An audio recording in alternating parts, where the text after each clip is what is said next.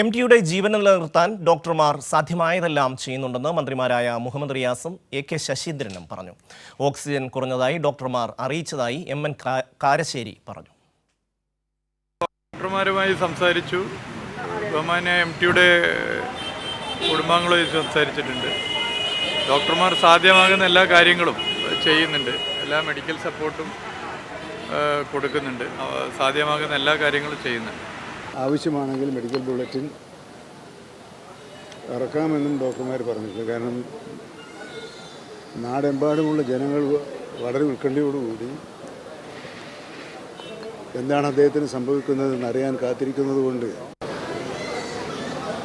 മറ്റു തരത്തിലുള്ള വാർത്തകളും അറിയിപ്പുകളും വരുന്നതിനേക്കാൾ നല്ലത് ആധികാരികമായ ഒരറിയിപ്പാണ് കൂടുതൽ പ്രസക്തമെന്ന് സൂചിപ്പിക്കേണ്ടതാൽ എന്നോട് പറഞ്ഞ്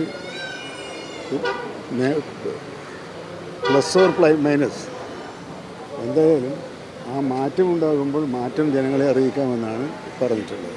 മെഡിക്കൽ ബുള്ളറ്റിൻ ഉണ്ടാവും. അതെ, അപ്പോൾ നമുക്ക് എല്ലാവർക്കും അദ്ദേഹത്തിൻ്റെ രോഗമുക്തിക്ക് വേണ്ടി പ്രാർത്ഥിക്കാം എന്നാണ് ഇപ്പോൾ എനിക്ക് പറയാനുള്ളത്. കാരണം കേരളത്തിൻ്റെ മഹാനായ ഒരു എഴുത്തുകാരനാണ് അദ്ദേഹം. പ്രാണവായു ഓക്സിജൻ കുറവാണ് എന്നാണ് ഡോക്ടർമാർ പറഞ്ഞത്. അപ്പോൾ ഒന്നും പറയാൻ കഴിയാത്തൊരു സന്നിഗ്ധാവസ്ഥയിലാണ് അദ്ദേഹം ഉള്ളത്. ശരീരത്തിൻ്റെ ക്ഷീണം കൊണ്ടോ മയക്കം കൊണ്ടോ ആയിരിക്കും കണ്ണ് തുറക്കാഞ്ഞത്. അപ്പോൾ ഞാൻ അദ്ദേഹത്തിൻ്റെ മക്കൾ ഇവരൊക്കെ ആയിട്ട് സംസാരിച്ചു.